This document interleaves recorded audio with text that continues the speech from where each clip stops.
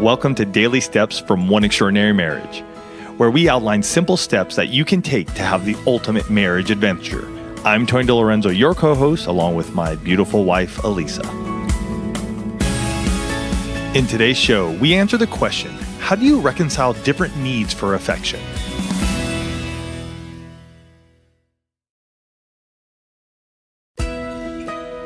This wife shares, my husband wants to touch me constantly. He puts his hands on my face, on my hair, everywhere, all the time. I sometimes feel suffocated by all of this touch. And I have to tell you guys, even just reading this takes me back to a season in our marriage where I would just get to the point where I would literally throw my hands up almost to create like a wall around me. I'm like, stop touching me. Yeah. Just stop touching me. Too much touch. And, it happens in a lot of marriages. This could be, one of hundreds of emails that we've received over the years on touch. Mm-hmm. Right. And so it's looking at, okay, what's going on here? And for us, the season where this was especially prevalent was when our kids were in that like toddler preschool age where there was a lot of touch coming from them. And because of all of the energy that was being expelled to take care of them, I felt like I don't have anything else left to give. And Tony's like, but hey, I helped you make those kids. I would love to get a little bit of that love and affection and touch. And I'm like, I got nothing to give. And so there was huge disconnect. Yeah, because from my point of view, seeing this, what was happening was Elisa would always touch the kids. She would always hug them. She would always be there. She'd always give them kisses. And for myself, I felt left out. I felt like, where is my time? And where do I get that? Because I see her lavishing that on the kids.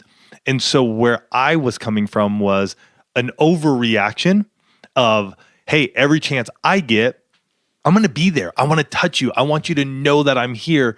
And so I can get that same amount that you're putting into the kids into me. And so that really becomes one of those things where we have to understand what touch communicates.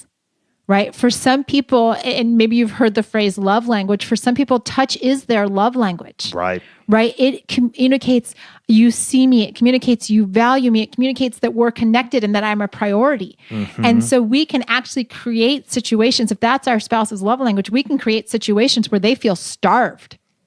And a starving person will reach out and take whatever they can get. They will try and force it. They will grab at everything they can in the hopes that they'll get that they'll get what they're missing. Mm-hmm. And when I started to really wrap my head around this, it was amazing. Guys, I'm still not the most touchy-feely person. Yeah, I'm working on it. I am a work in progress. Elisa, I have to actually remind Elisa when we are sitting in the car to move her left hand when I'm driving over to just put it on my knee. And that's been a work in progress. Because that's not my natural. And I think through it. Like I've told people on coaching calls, I'm like, I will think, oh, we're in the car. Oh, this is where Tony likes me to like touch his leg. Oh, this would be a good time to do it. And I literally, it's like a step-by-step conversation that I'm having with myself to take my hand from where it's resting and put it on him. Mm-hmm. And I share that it's step-by-step and that it's not natural because I want you all to know that you can learn how to do this for your spouse. But part of that is to ask him or her, because this can go both ways. Mm-hmm.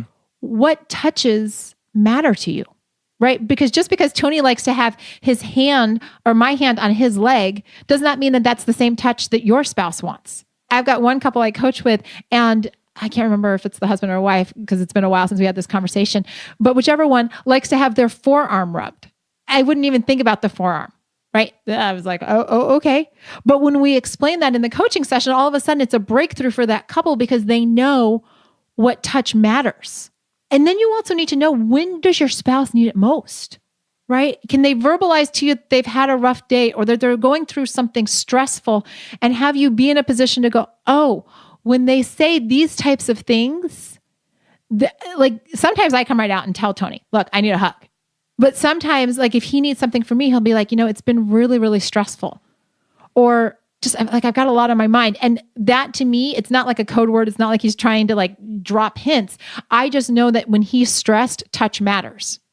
Touch matters all the time. But I know it especially matters. In those moments. And so we've got to be spouses that are willing to learn our other spouse's language, because here's why.